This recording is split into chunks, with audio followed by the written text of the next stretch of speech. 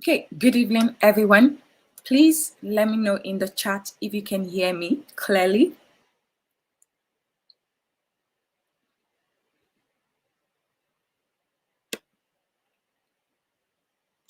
Hi, I see Champion Holiday. I see Champion Odogo. Sorry if I'm mispronouncing your name. Okay, please let me know if you can hear me, and then we're going to get started. Thank you for your patience with our progress.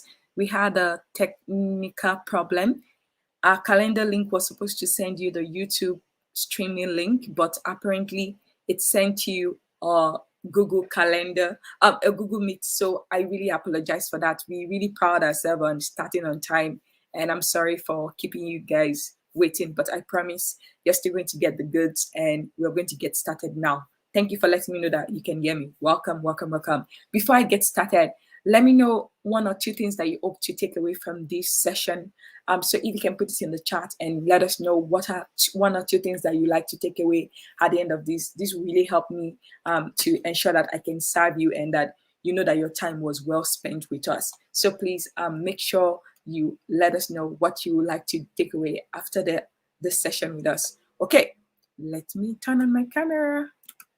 Okay, great. I hope you can see me clearly. So again, welcome, good evening, good afternoon to some of you.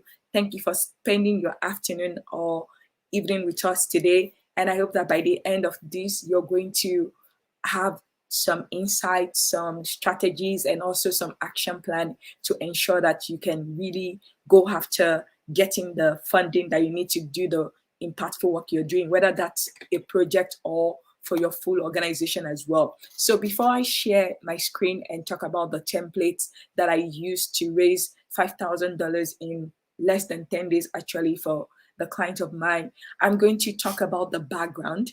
And because I know a lot of people, they see the title and yes, they want to get to it. And we're going to get to the good stuff.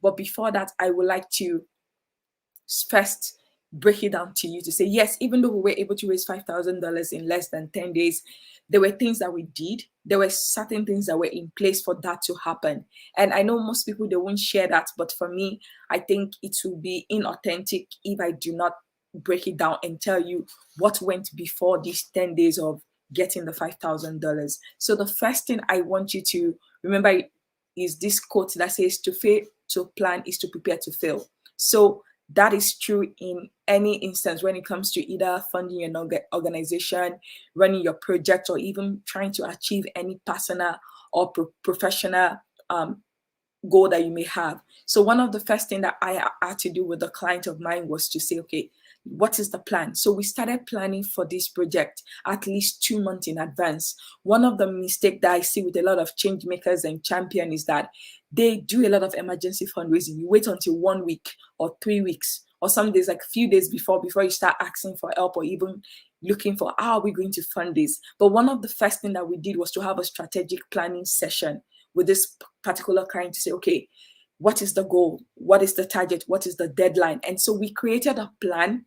And then that was what we now ran with. And we gave ourselves a timeline to say, you know what, in 10 days, this is the target. But it took prepping 2 months before we actually launched the campaign before we were able to do it. And so that's one takeaway that I would like you to definitely have with you is to say, you know what, first and foremost, I want you to know that it's not by magic. It didn't happen by magic.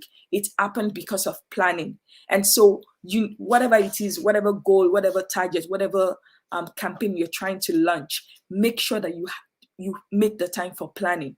If you don't make the time for planning, then your results may not be as successful as you want it to be. But I promise you, if you give the time to the planning, you're going to get the result you want or even more. And so we may always remember that adage, to fail to plan is to prepare to fail. But in this case with my client, we prepared to succeed because we met 2 months before the launch of the campaign, and we used that to really create a strategic plan to know, okay, this is the amount of money we want to raise. This is the number of days we want to run this campaign. This is the project or the program that we want to use this money for. And these are the responsible parties or people that we're going to need to be able to get it going. And so that's point number one. always plan, because without a plan, and if you try to just wing it, you're not going to be successful. And I see a lot of that in the industry. A lot of people, they have a lot of passion, they believe they are called to do something, but they don't take the time to plan. And an example that I like to give, which will always be relevant, is think about someone building a house. Before they even they have the building, they either meet with an architect or a designer to actually create a blueprint.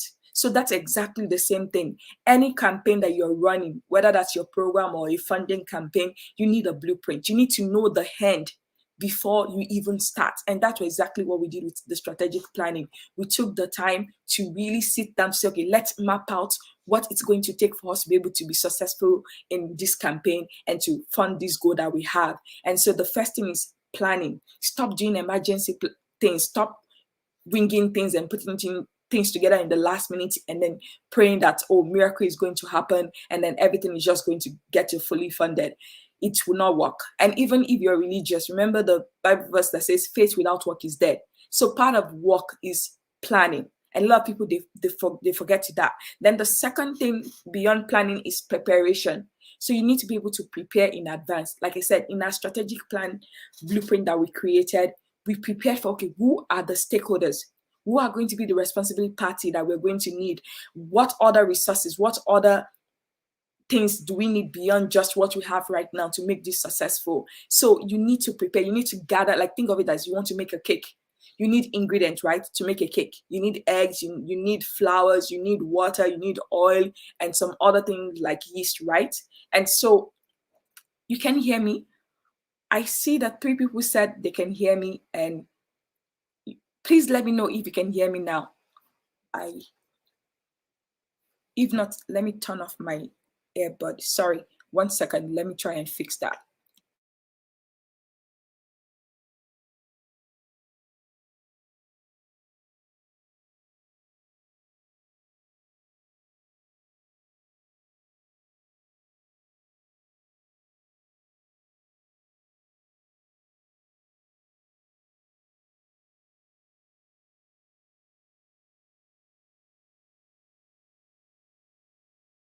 Okay, let's try again. Can you hear me now?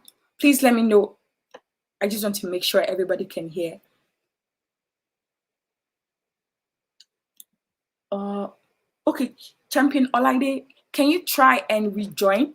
Because I see more people saying they can hear me than, and you're the only one saying that you cannot hear me. So please, can you refresh or join again? Okay, thank you. Sorry about that, but hopefully you'll be able to catch the replay. So again, the first point I mentioned was planning. Planning is so important. You need to plan for the result that you want. You need to give yourself time. So in this case, even though we're able to launch and we're successful in 10 days, it took us 2 months. We 2 months before we launched, that was when we did the planning. Then the second thing I was talking about before I thought nobody could hear me was preparation, taking the time to prepare. And so I was using the analogy of building a house. Before you build the house, you have to see what you want, like the pitch, and it goes to planning, the blueprint. You see the blueprint of what you want, right? And then with that blueprint, you know, okay, I need this material, I need that material. And the same thing, if you want to make a cake, you also need to gather the ingredients. So that was the part of preparation. Just okay, who else do we need? What else do we need? What other resources? Who else is going to be responsible for things like that? And so that was the second thing that happened as well. The third thing that I would say is team. You need a team. Yes, as change makers, as champion, you think that you can do it all by yourself. You think that, oh, I'm going to be okay, it's going to be fine. You cannot do it by yourself. With this client, she had a team, and I'm going to share the strategy of how she got her team when I start sharing my slide. But we had a team. So we had a team of about 75 people. And I'm sure your question is, how is that possible? And they were all volunteers. That was how we were able to be successful as well. So we had a team, and we created a WhatsApp group for these volunteers. So part of our planning when we made that strategic blueprint was to say, you know what, we need team. That was part of the preparation, the ingredients, the material that we needed to be successful. It's like, as the founder, as the owner of the nonprofit, she couldn't do it by herself. On her own, she didn't have the network to give that amount of money. So a lot of you, I know that when you are starting, you're just thinking that, oh, I have to do it all by myself. But I want you to stop thinking like that. There are people, they might not be able to give you the money, but they have the time, they have the connection.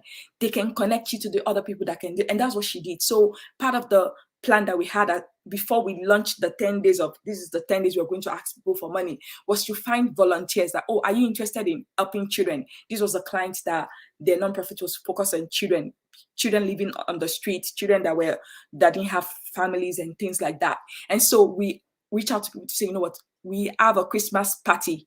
It was going to be in December that we want to have for this particular community of children that are living on the street without family and they don't usually get Christmas present or anything. We want to make this Christmas the brightest ever for them.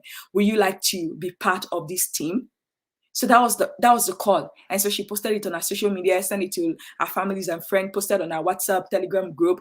And within 2 weeks, 5 people said yes and raised their hand. So if you look at that strategy, we didn't ask them for money. Because I bet it, if we've started with come and give money, nobody will have joined the WhatsApp group, or maybe a few will join the WhatsApp group. But do you see, she started with asking them for their time, to say, I want you to come and spend a day with these children who most people ignore, who Christmas is a dull and colorless day for them. Will you be willing to invest 2 hours, 3 hours to come and spend a day with these children? That was the pitch that she did to them. And so that was the ask. We didn't start with money. And so as you're thinking about how do you generate resources, how do you get money, don't just think about money alone. Because the truth is, there's an adage that says, if you ask for money, you get advice. If you ask for advice, you get money. And that's exactly what the strategy that we use there to say, you know what, we're not going to ask them for money right now. All we're asking them is for their time. Come and spend 2 hours having a Christmas party for children that don't need it. And then so we created a community for them to join and then to add their friends who might be interested in children as well. And so that was another strategy that really helped. So again, that was part of our preparations segment. And then realizing that as the funder, she cannot do it on her own. Yes, she might be able to reach maybe 20 to 30 of our families and friends, but that was not going to be enough to reach the target of $5,000 that we wanted. And so we needed to have a team. And how we did that was to look for volunteers to say, do you love children? Would you like to brighten the day of a child? And if you're saying yes, then please join our WhatsApp group. We're planning a Christmas party for these children in this particular community. If you're available, we'd love to have you on the team. And so that was another strategy that we used, and that was really helpful in getting started as well. And so again, as a funder, it doesn't matter whether you've just started or you're starting or you've been in the business for long.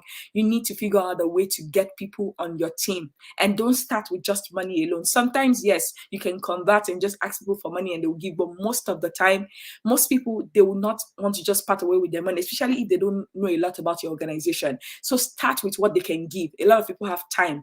A lot of people have their talent. They might volunteer 1 hour, 2 hours to help you do some extra work, but they may not necessarily part with their treasure, which is money in the first place. But if you're able to get them to part with their time, you can easily get them to part with their money. But if you do it the wrong way and start with money first, the rate of people that will say yes and raise their hand is going to be lower. And so that was another strategy that we used that really helped. Then the fourth one, beyond planning, preparation, building a team, was community. Again, when we did this call and in the plan that we created, one of the things that we said was like, you know what, we're not just going to say that sign up and join our email list or something. We created a WhatsApp group. So this client was in Nigeria, so most people use WhatsApp. And also, instead of just getting their name, phone number, and email address, we just created the WhatsApp link. We made it easy for them to sign up, because a lot of us, we think that we have to do all of these beautiful landing page and get them to give us all their life history at once. No, most people don't have the time for that. If you look at it, most people's attention span is very, very limited, right? And so we said, okay, these are people under 30 that we're asking to come and join our team. They don't have time. Their attention span is, so what can we do to make it easy? So one click, it was click this link and then automatically join WhatsApp. That was it. And once they join the WhatsApp, then we have a welcome message ready for them and all of those kind of things as well. And so community building is important. And the point B to that is make it easy. Don't try to like compound, like try to like compress the step it will take for them to be able to get the quick result of being part of your team. And so, as much as possible, if you can shorten the time it's going to take for them to say, okay, yes, I want to do this, and then give them one action. Don't try to give them 3 or 4, 5 actions all at once, because that's going to confuse them. And then they'll have to say, oh, I have to decide, do I want to do this first? We didn't ask them what was their talent. We didn't ask them, no, we all we said is join WhatsApp group. When you come to the WhatsApp group, then we are going to tell you the next step. So we made it easy for them to join. Okay. And so that was the other point. And then once they joined, then the next step was now, okay, now that we had a target, we're hoping for 50, but we got 75 people. So that was really like more than what we expected, but it was good because our target was 50. And so we got 75. So now that everybody was there, that we surpassed that target that we're looking for, the next thing we did was, okay, now thank you all for coming. We're going to have a session where we ask them to say, okay, come, let's tell you about the organization. Because most people, again, it was through social media, word of mouth, WhatsApp status, Telegram, Facebook posts that they joined. They didn't really know this funder. They just had the passion for children. That was what we called them out for. That, do you care about children? We like to brighten some children's life during the Christmas season for those children that had colorless Christmas before. And so that was it. They didn't really know the founder. A lot of the people that ended up joining this WhatsApp group didn't know. So, because I know another fear or struggle I see a lot of champions and change maker have is like, well, what if nobody knows me? What if nobody, like, how am I going to do that? And so I want you to know that don't be afraid. Don't think that, oh, because nobody knows me, then it's not possible. No, speak to the passion, speak to the needs, speak and call out what those people want. Because a lot of people, they want to do good, but not everybody has your heart. Not everybody can go the extra mile of creating an organization. Not everybody can go the extra mile of having a program, of planning it, of running it, and trying to gather the resources to make it happen. And so if all you're asking for them is just, I just need 1 hour of your time to volunteer, or to, like, it's easy for them. They can say, oh yes, I may not be able to give money or create an organization, but at least I know that I can give 1 hour in a month to support this cause because I care about children. Yes, I don't have time, I don't have the energy, maybe I don't have the money to start a nonprofit, but at least I can give an hour. And so try to call out to the person's interest and passion. And I'm going to share more about the CIA formula that we use. So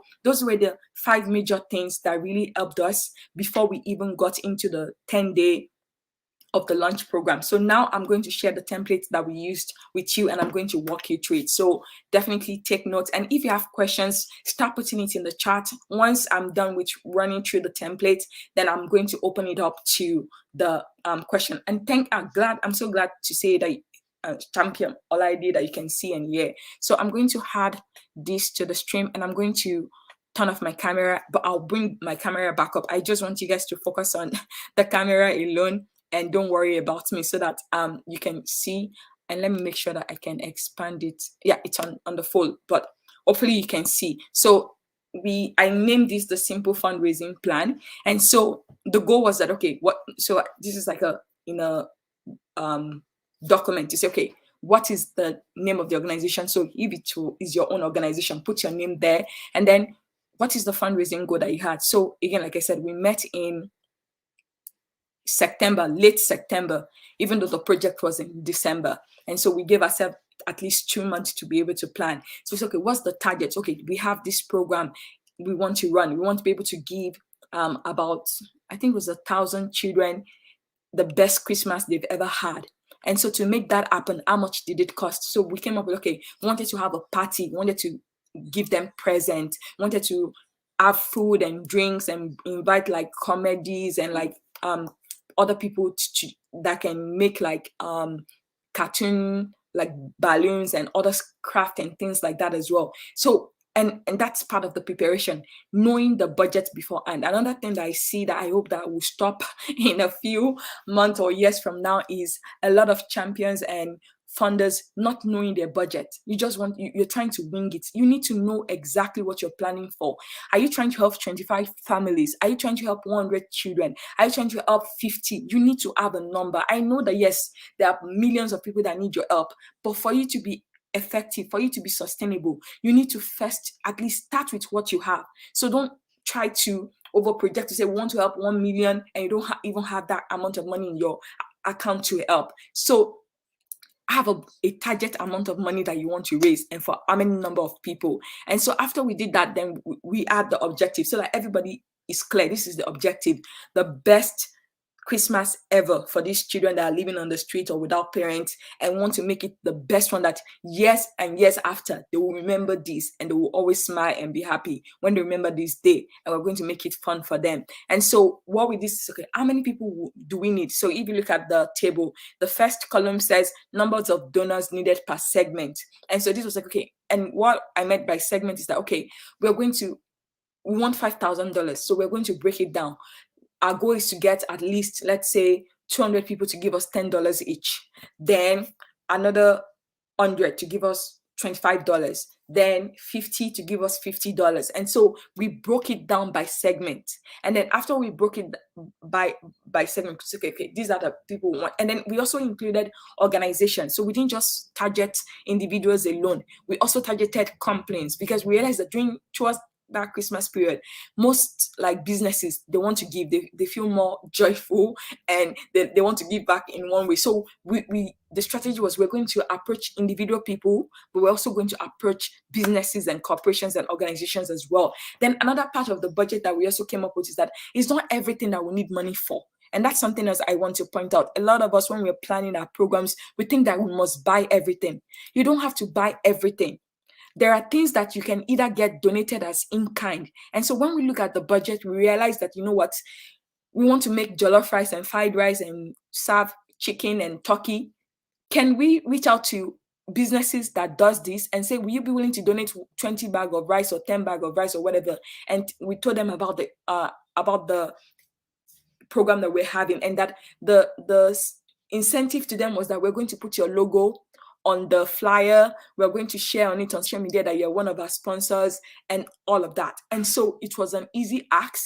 And already we're not asking them for money, because you're like, wait, why do we have to get money to go buy rice when there are companies that already produce rice, or that has poultry that we can just ask them to donate chickens and turkeys and things like that. And so as you're doing your budget and in your planning, stop thinking in one direction. Try to think in different aspects to say, you know what, okay, out of this budget, are there things that they are non-perishable that we can get? And if we can get like 2 or 3 or 4 or 5 or 10 organizations to donate to us, it's going to cost us like reduce our money. So the true budget that we really needed was about $7,000, but $2,000 of that was in-kind donation. So the money amount the real money that we got was $5,000, but the other 2,000 was donated in terms of materials that people gave to us. Then we thought about, we wanted toys, wanted to give them toothbrush, wanted to give them toothpaste, wanted to give them hand sanitizer and all of those kind of things. So we looked for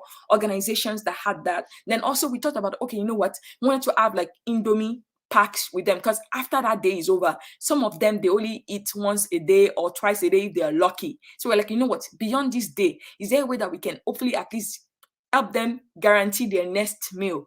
And so that was another thing that we did. And so one of the things that we did was to now say, you know what, let's approach all of these sweet companies, biscuit companies, snacks companies, and say, will you be willing to be part of this care pack that we're putting together for these children as their Christmas present, and we'll be willing to donate a box or 2 or 10 of your products as well. And so that was another thing that we did. So as you're planning, as you're thinking, I don't want you to just think in terms of money, because I see a lot of people when I hear them complain that, oh, nobody's willing to give me money. No, they may not have the money, but they may have a product, they may have a service that is actually going to be way, way better than you having to go to the market and get those products yourself. And having them on board and saying, you know what, will you be willing to donate a percentage of this to help support this cause or this program that we have, might serve you way, way better than just asking them for money, because it might be easy for them to give you the in-kind donation than just cash. Of course, yes, you need both. And so don't ever think that, oh, I just need one or the other. Most likely you're going to need both. And so you should always prepare for both as well. And so that's what I mean by each segment, right? And then after that, again, we created, okay, how much do they need? How much are we going to ask? So we said, okay, we're going to ask 200 people to give $10. Then $10 was about like maybe 3,500 naira.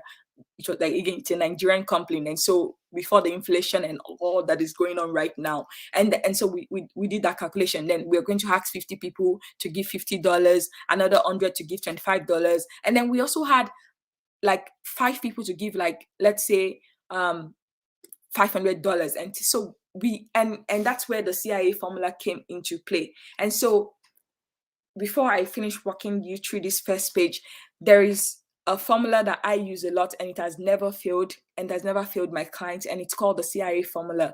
And so the CIA formula basically stands for, the C stands for capacity. So I'm going to type it as I am speaking as well, and post it in for you to see. So C is for capacity.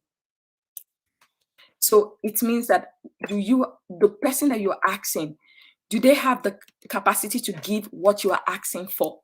Because another issue that I see why people get no's when they try to raise money or raise support for the work they do is like, you don't even do a bit of research to say, wait, are these people able to even give the amount of money I'm asking for? So let's say you're asking a college student, a university student, to give you 20,000 naira to support the work that you're doing. But think about it. This is a university student. They are still in school. The chance of them having 20,000 naira lying around to support your work is very, very, very slight. Like, it's very low. So instead of trying to ask them for an impossible amount, using their stage in life, you can say, okay, this is a college student. They may not have 20,000, but I'm sure they have 500 naira. I'm sure they have 1,000 naira. So that was exactly what we did. So first and foremost, before, when we got these 75 people in the WhatsApp group, after introducing the organization, the mission, and getting them excited about it, and telling them the date and the plan of the event, we told them that they must put their money where their mouth is. That if they say they care about this population, beyond just giving their time and their talent, would they be willing to give 500 naira to 1,000 naira each? So the first 100,000 naira that we got for this fundraiser came from those 75 people. Like I said, they were under 30 years old. Most of them were either students or recent graduates or people that were just doing their NYSC. So we were able to tailor it to say, okay, you know what? The least amount we're asking for is 500 naira. But we believe that you guys, at least you can give up to like 4,000 or so, like in that regard. And so we're able to get over 100,000 naira from that group of people. But we asked for the capacity they can give. We're not asking them for 10,000 naira. We're not asking them for 20,000 naira, because we knew realistically that they did not have that amount to give in that moment at this time. And so that was another part of the success and that was another part of our segment. So beyond just the outside people, we turned these potential volunteers into donors by saying that, you know what, we know that you can afford 500 naira. We know that you can afford 1,000 naira. We know that you can afford 1,500 naira. And so that was exactly what we did, to say, you know what, will you be willing to give this? And every single one of them gave according to their capacity. So before you ask anybody or any organization for anything, try and do a bit of research, like to figure out where they are, figure out based on what they're posting, what they're sharing, their status in life, their career paths, their degree, their title.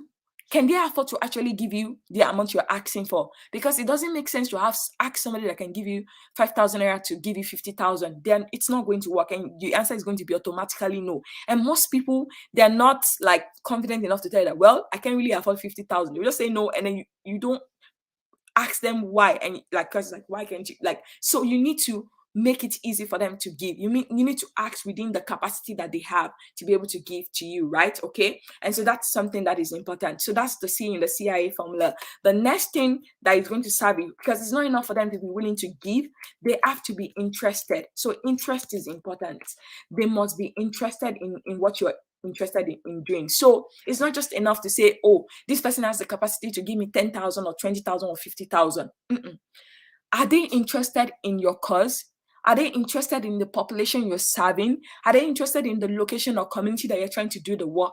So it's not enough for them to have the capacity to give you money. They have to be interested. They have to have a passion or an interest in that particular population or the issue or problem or challenge you're trying to solve in the community. So there are some people that they love animals. Like animals, they will do anything for animals' issues. But if you ask them to come and give for homelessness or to give to children, you will never get any money from them. So you need to be able to figure out, okay, is this the kind of person who is interested in the population I serve, in the community that I serve, in the kind of problem or issues I'm trying to solve. Because even if they have the capacity to give you the amount you're requesting for, but they are not interested, it's a 50-50 chance. Yes, maybe they might be feeling okay that day or feeling like extra happy, and they may say, okay, yes, but it's going to be harder to close people that are not interested in it. So you need to make sure that these people are interested in what you're trying to provide for them as you go forward. And then the high in the CIA formula is access. So it's not enough to find people who have the capacity to give you what you're requesting for. It's not enough for them to be interested. The next thing is access. How accessible are these people to you? Again, if you go back to the beginning when I was sharing, when I was working with this particular client, she didn't really know a lot of people. She only had 20 to 30 people within her own personal network that she could rely on. But she knew that those 30 people could not give her $5,000. So how did we expand our access? How do we expand our network? We use the power of this volunteer. We did a call out on social media and on using WhatsApp up to say, do you care about children? We like to support our mission in helping to help these children and make a difference in their life. And so you need to know that wherever you're trying to reach, that you can access them either by email, either by phone call, either by face-to-face conversation, either by sending them a letter in the mail that they can receive and read and they can hear from you. Because it's not, and the example I like to give is Oprah. A lot of people, they think that, oh, if only Oprah knows about my work, about my charity, then we're going to be funded forever. But the truth is, how many of you know Oprah? How many of you even know somebody that knows Oprah that they can actually reach her, that if you send her an email, if you send her a letter, she's going to hear from you, or you can get her phone number to call? The truth is, a lot of us, we don't have that connection yet. So why are you trying to reach people that you know that the chance of connecting to them is so slim? When you have other people around you, you have people on your stream there. I bet that all of you, if you look at your phone contact, you have at least 150 people. So start with there already. So for you to have that person's number saved on your phone, it means that you've had different connection points, right? And so you need to think it's not just about capacity to give or interest, but can you access this person? Is it possible for you to be able to reach this person either by face-to-face conversation, phone call, text messages, WhatsApp messages as well? And so it's very important for you to be able to do that. If you're not able to do that, then there's going to be some challenges. And so it's really critical for you to ensure that you have these people and they're accessible to you. So don't try to waste your energy and time for like, oh, I'll just keep reaching out to Oprah by cold email and then maybe miracle is going to happen one day. And I see a great question here, so I'm going to highlight it and then also answer it. So you said, how do we know if those are interested in what we do? So if you were here in the beginning, I shared about this client that all we did was to do a call out to say, do you care about children? So a lot of you, or a lot of champions, when you're trying to post, you're always in emergency fundraising mode. So you don't even bother to ask question. So again, if you look at the strategy that we used, we asked question, do you care about children? Do you care about orphanages? Do you care about children living on the streets? So all we're asking was like, for them to say yes. So people self-selected themselves. We didn't know how many people. Again, our target was 50 people. We're hoping that 50 people will say yes. So we did not know, but we asked questions. So that brings me to the next point. You need to be willing to ask questions. Like if you're not sure whether this, and then go research. Research is going to be your best friend now. Research them. Like now things are easy to find online. I'm sure the person has a LinkedIn page. They have a social media page. And I'm going to give a personal example for my own organization. When I first started in 2012, we're actually going to be 10 years, like in a few months that the nonprofit has been in existence. So I'll tell you the story of how I was able to recruit a board member who became a really big donor for the organization, which will answer your question. So there was this person that I knew from another friend that okay, this person, like they might be a potential person that really likes your organization. But I was not living in Nigeria. The person was in Nigeria right then when I was planning for my nonprofit organization. But so I said, okay, just give me their name. So my friend gave me their name. She said, he's like, I don't have the person's email address or contact, but I have their name. And so that was what I needed. So just give me the name. So guess what I did? I went to Google and said, okay, type this person's full name. And then I found their LinkedIn profile. Then I went to their LinkedIn and I saw what they liked. I looked through the past posts. I looked through their bio. I figured out, I saw where they were working at and the work that they did. And so based on the things that they liked, the things that they've shared, that was what I was able to use to gauge their interest. So you're not going to always be 100% correct unless you ask. And sometimes it might not be easy to just ask somebody directly. So you have to do some legwork, figure out if you know somebody that knows them, then you can reach out to those people to say, okay, I know that you know this person. Do you think they will be interested in this course? And then another thing that I was also able to use as a way to like now send a message to them on LinkedIn was they were from Ibadan or your state. That was where I was also from. So like, well, we have something in common. They're also from Ibadan. So this might be a good way to be an opening message to them as well. So to answer your question, Champion Oluwapelumi, you have to do the research sometimes. You have to ask question.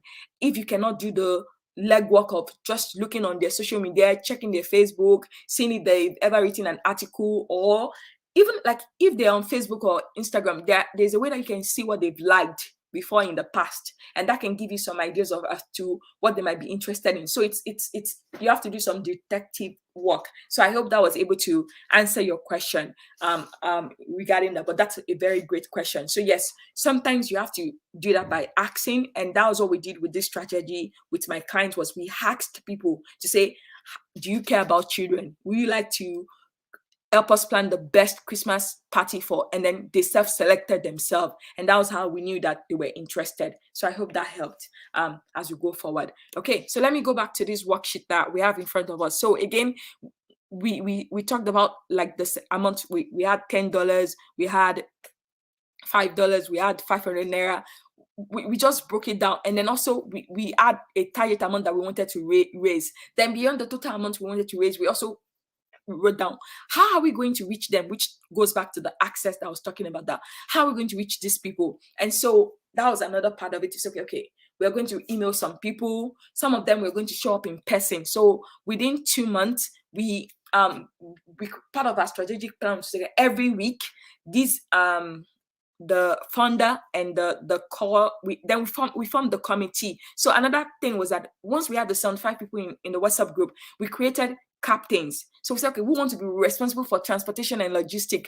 We want to be responsible for getting materials and in-kind donation and coordinating where it will be drop off. And so we divided the group into like 6 to 7 committees. So then each people, different people. So we had about 12 to 15 people per each committees to say, okay, I would like to be part of transportation. I'd like to be part of in-kind donation and getting those things ready. And then somewhere like part of packaging, somewhere part of like, oh, the food and making sure that like they had enough food and getting all the spoon and the pack, and some were responsible for the care pack and all. And so we divided the team into different groups. And so people knew where they were working at. So we created a mini plan or blueprint for each of those different segments of the things that we needed as well. And so that was another thing that we were able to do. And then we also identified who was going to reach out to what, because we realized that the funder alone, she cannot reach out to everybody. So again, we created like class captains, so captains of each committee, and then they were now be the one to now drive those members of the committee, and then we're able to break it down and go forward. So beyond just asking those volunteers to give, we now tasked all of them to say, we want you to find 5 people. We know that you can find 5 people in your family or your friends or on your Facebook page that can actually donate. We may not know those people, but because these people, they know you, they like you, they trust you. If you say that, oh, this nonprofit is a good nonprofit and I'm part of their team now and we're trying to do this, people are going to give to us even without knowing the nonprofit. And it worked. So that was the next step of so again, we started with asking them for their time. After asking if they care about helping children have the best Christmas ever. So after we did that, so the next step was, okay, now we want you to look within your contact. Most of you have at least 150 to 200 plus contact lists. At least 5 people can give between 1,000 naira to 5,000 naira, or some of you might even have people that can give 10,000 and above. So let us know who are the people. if you're shy and you don't want to reach out to them, give us their number or give us their email address, and we are going to reach out to them and say, oh, this person nominated you and said that you will be interested in our project. Let's share with you about this project that we have upcoming. Would you like to give 1,000 naira, 5,000 naira, whatever the amount is that the person felt like they could give? So again, using the CIA formula, we ask those volunteers to say, okay, do you know 5 people that can give this range of amount of money? Do you know these 5 people who are interested in children, in this kind of thing that we're trying to do? And then who you have access to as well. So it was a multi-level thing that we were doing. So we didn't stop at just asking them for money. We now said, okay, now thank you for your passion. Thank you for putting your money where your mouth is. Now we want you to even push yourself further. Give us 5 contacts of all the people in your life who cares about children that you know about, who might be interested and passionate about this project, but they don't know us. They've not seen our post before. And so that was another way that we're able to. So a lot of you, I want you to stop thinking that, oh, it's just only me. Nobody, like, don't be afraid to ask for help. Don't be afraid to reach out and ask people to say, you know what, this is what I'm trying to do. I need help. How can you help me? And then I'll tell you the story of how that happened to me. And I was able to get one of the biggest money that I've gotten in my life for my nonprofit when I started. But before I do that, let me finish the story about this board member. So again, my friend only had the name of the person. So my friend gave me the name. Then I went on Google and then I found their LinkedIn. And then from their LinkedIn, and again, that's what it takes. Again, I talked about planning and preparing. I knew that it was going to take time for this person to go from not knowing me to the amount of money I want them to give. So after I researched this person, the person was working for P&G, and they were making millions per month in terms of like their roles. Like, I researched their salary. Like, you don't have to go all that hard, but for me, I was like, I don't know how to do anything half-heartedly, so let me just go all in and just see what was there. So my plan was that I was going to ask them to give 100,000 naira every single month. I want them to be a month. I don't want them to be one time. I want them to be on my board. And for my board members, then my target was 100,000 naira every month. That's what my board members were going to give.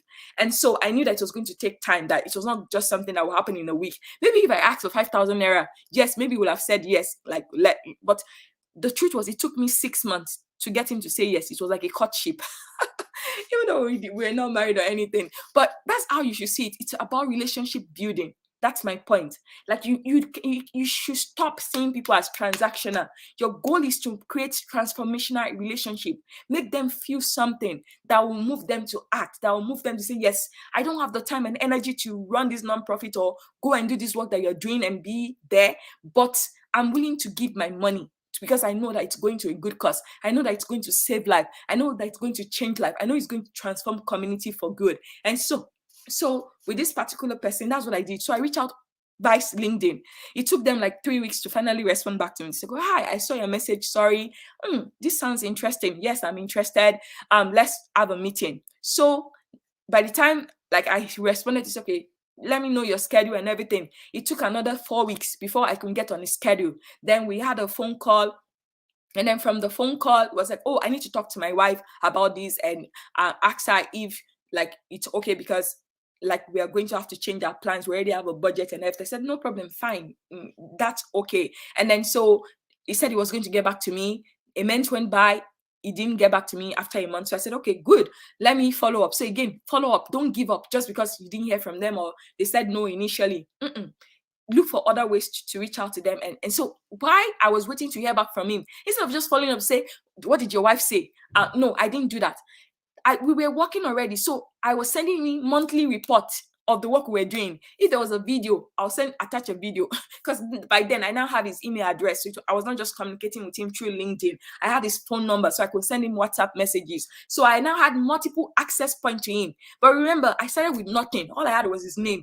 But then I found him on LinkedIn. With LinkedIn, you can send people messages sometimes if your connection is close enough. And then from there, I got his phone number. And then from his phone number, I got his email address. And then things just like went that way. So you, again, why planning is important, why you should give yourself time, and you should not just try to say, oh, I'm just going to hack somebody today and they're going to give me. Yes, sometimes that happens and that's great, but that's not sustainable. And your goal again is not to just get somebody to give you one time. Your goal is to get repeated people to give you money over and over again, not just a one-time transaction. You're not trying to do a one-night stand. Your relationship with your funders, with potential donors, should not be one-night stand. And a lot of us, that's how we treat our donors. We treat them as one-night stand. Stop doing one-night stand relationship. Your goal is for life, for better, for worse, till death do us apart. That is how you should see your donors and how you should treat them. And that's a whole different masterclass on how to do that. But for now, let's just stick to what you came here for. But anyways, to cut this long story short, eventually I did not give up. Even though he said, "Oh, I'll get back to you in a few weeks," he did not get back. I just kept sharing what we were doing. I was sending videos. Sometimes I'll tag him on LinkedIn and all of these kind of things. Finally, month 5, I got a call saying, "Hi, Tola, yeah, you remember me?" Yes, absolutely. I have your phone number saved in all capital letters on my phone. But to cut the long story short, he said, "Yes, I talked to my wife. Sorry it took a while to get back to you. I had some work stuff to do. But yes, we are going to be giving you 100,000 naira every month." And that was it. And then, as he said, it was like, "Send me the account number, send me the information." And then right on the first day of the next month, we got 100,000 naira from account notification from me right from there. And so the point of the story is, again, you may not know the people initially, but through your network, through your friends and family, they know somebody that might care, that might be interested in what you're doing. And so you can leverage those relationships and use that for your good, and use that to get more people, more champions, more raving fans to want to support your work. So don't think in just in one way, that it has to be me. I only have to stay within people that I know.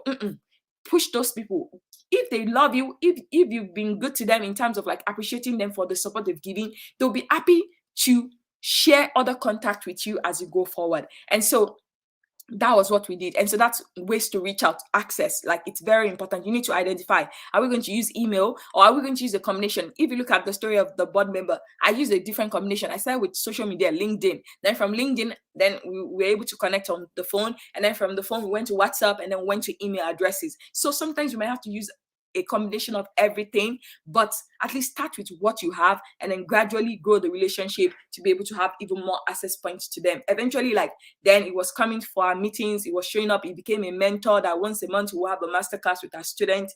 And so he gave more than just his money. He gave his time, he gave his talent. At one point, we had one of our scholars that went to do internship based on his connection to another organization. And so the possibility are endless in terms of like the multiple benefits. So don't just think in terms of money alone. Start with time, asking them for their time, then maybe sometimes asking them for in-kind stuff, and then from there you can now go into like the really asking for money as you go forward. And then another thing that we did was to say, okay, within the 75 people that we had on the team, was like we wanted to do a competition. We broke them into committees. So we did a competition to say, okay, the best team that raised the most money, or the best team that is able to get us more people who can donate to this cause, we're going to do something fun for them or something. And so that was another thing that we did, was so we made it fun for these people, so that they don't get tired, they don't get like, oh, we're just using us to get money. And we made it fun. Already they care. So again, interest is important, passion is important, to say, do you really care? Because if they care, they're going to do whatever it takes to help you reach your goal. But if they don't care and they're not interested, and they're just forcefully doing it, then for them to take action might be very hard and difficult as you go forward. But so that was some of the things that we used. And then again, like I said, we used fundraising captains. So we had who was responsible for each of the committee, what was their role, are they the ones that are checking in, are they the ones that are following up, are they the ones that are reaching out to the people that some of their friends were shy to ask directly, and we can call them and email them. And then we had timelines also. So okay, these are the timelines in terms of when this will happen. And so even though we did all of, like, we had a countdown to say, okay, we're going to prepare. So we planned everything, the script, what we're going to say, what we're going to ask. We sort of like pre-planned all of them. So when the first day of campaign of fundraising started, we're not just starting to like say, oh, what copy am I going to write? What message am I going to send? We already had everything ready. And so again, preparation is key. If you can, I promise you, if you can take the time to prepare before the duration that you need to raise the money, it's going to save you a lot of time and energy, and you're going to get a greater result as you go forward. And so we had fundraising captain. And then again, back to that, like, have a team. Just because you're the funder does not mean that you have to be the one doing it alone, because the truth is you cannot do it alone. And I want you to stop thinking that if you don't do it alone, then it cannot be done.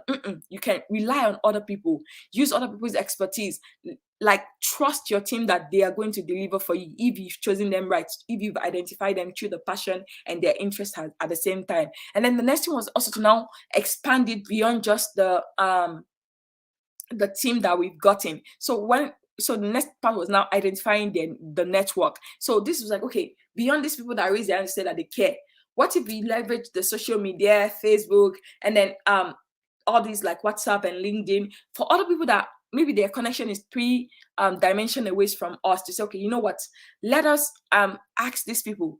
We never know, it's almost time for Christmas, and so we intentionally planned it that we're going to raise the money between November 28th and the first week in December. So that was right when people were getting their salary. They were getting into the mood of, oh, like business is almost over, school is almost over, we're going on holiday. So their willingness to give was much. And of course, I know some of your projects will not fall within that kind of time range, and that's okay. Like, but that it worked well for us in that regard because we planned that way as well. And so that was another thing. So we had a campaign where we're sending, like, showing different pictures and videos, because this person have done this campaign before, but before they sort of hired me to consult for them, they were self-funded, were using their own money, and they never reached their goal of upping 1,000 and doing a party for 1,000. They had to turn people away the last few years that they've done it. But this year she was like, I want to really go big. I've been doing this for 5 years and I've never really done it the way I want to do it. And so she wanted something different. So she tried something different by hiring a coach or a consultant to come along the journey with her. And then we were able to put our head together, and then we were able to create a masterpiece that we were able to execute. And so the point of this is that don't be afraid to ask for help. Don't be afraid to seek out knowledge. And then when you get the knowledge, use the knowledge. I always like to tell people, knowledge is not power. It is applied knowledge. That is where the power is. So I'll give you an example of the identify your network. So one of the things that we realized with this kind was that they had some business friends, they have some like corporations they've worked for before, like in their normal corporate job. So we came up with a list of all of those people, and then I made her call all of them, the ones that she had their number, and say, I would like to have a one-on-one conversation with you. The ones that we couldn't call, she emailed them. And so out of 30 that we came up with, 15 said yes to the request. Then we had like a one-pager pitch that was ready. And we went to meet them, say that this is what we're trying to do. We know that your business, you care about this. We know that you produce this product. We'll be willing to give us 200,000, 500,000. So we had from 100,000 to 1 million for these businesses to give to us. And so eventually, like about $2,000 out of the $5,000 that we raised came from businesses through the network that she already had. So again, I want you to think beyond just the individual donors. Are there small businesses, corporate businesses that you can reach out to, that maybe they work in your community, or the community you're trying to serve, they buy their product? Is there a way that you can find a connection link to show them that it's good for their business if they will invest in your project or the program that you're doing as well? And so that was another thing that we did, and we're able to also be successful with that as well. And so you need to, and so this table below is for the list of those potential like business donors and supporters that we can reach out to, and then also like recording the amount they gave and how we're able to reach out to them as we go forward as well. So, and then again, beyond just those ones, we also look for collaborating organizations. So another thing I want to share with you as a change maker, as a founder, is like, you don't have to do everything alone. You should be willing to collaborate with other NGOs, other nonprofit funders. It is not a competition. You are trying to change that. You're trying to say, like, so the more the merrier. And so that was another thing. We identify other nonprofits who maybe they used to do stuff on a small scale. So we invite them and say, you know what if you come together? What if you join us and we have this big, impactful one where we, all of us with our resources, we're able to help 1,000 children have the best Christmas ever. So we're able to reach out to about 10 nonprofits that were within the city and state that she was in, but only 4 of them said yes. And then we're willing to contribute some things as well to join the team to do that. And so it was not about, oh, who is getting the credit. Their logos were on the flyers as well. But yes, we knew that the organization was my client's own, but they were part of the collaborating organization as well. And so sometimes you should rely on those other people who are doing the same thing or similar thing or serving the same population you're trying to serve. So instead of trying to compete for resources, can you collaborate together? It doesn't mean that your own organization cease to exist. No, but for that project, it makes sense to collaborate together because they were going to be working in the same community and with a similar population as well. So that was another thing. Then the next one was also like beneficiaries themselves. So the from the past parties that she threw. So we got the parents, we got some of the community leaders because they know her. She has been doing this for 5 years to do a video to say, we want to say thank you. This was the impact of last year's party. My child got a school bag. Before then, she used to carry her books in nylon, and when it rained, everything will fall apart and our books will be messy, and then that affected her studies. Or they'll say, oh, she got a shoe. Normally, she used to wear shoes that were tattered and that will be hurting her because the bottom is full of oil, but she was able to get a good quality shoe through one of the care pack that was put together. And because of that, like, this is how our life have improved, or our academics has improved as well. So don't remove your beneficiary from being your advocate. Use them as part of your campaign to say, you know what, because they are the one that can tell their story best. And so and I know that it's different for most of you. Some of you might be working with very like sensitive kind of population. If that's the case, there's a way that you can do it. You can do like you can tell their story without showing their faces as well. And so there are other ways that you can do that as well. But again, use your beneficiary. Don't think that, oh, because they need the help, then they cannot support you in your campaign to raise the money that you need to support them. And so that's going to be very important. Then another thing we also looked at was community members from like religious institutions, their neighborhood. And also we reach out to churches as well to say, you know what, like, will you be willing to support us with this and that? And so we got some, like churches and mosques, like at least I know of churches, at least churches, like they do mission trips, right? Some of them, they have mission trips. So like, you already do mission trip, can you consider one of your mission posts? And so we got about 5 churches to also donate and support the work that we did that way as well. And then we also look into local leaders, local business leaders as well. So okay, who are the top people that people know that in this community, they are like known for their small businesses and all? They may not be able to give us $1,000, but they can give us like 10,000, 25,000, 30,000, 50,000. So we identified the list, and then we went to see them at their shop to say, oh, you know me, I've been in this community for 5 years, helping and working with these children. We're doing this something different. This is what we're trying to make happen. Will you like to support us? In response for that, we're going to give you a shout out on our social media page. We're going to put your logo on our flyers that other people are going to see. And so we're able to get, out of all the 30 that we asked, everybody gave something. And so that was another way that we're able to get it. So a lot of us, we like to think in one direction, thinking that, oh, it's only in it. No, I want you to start thinking multi-dimensionally, to say there are assets in your backyard.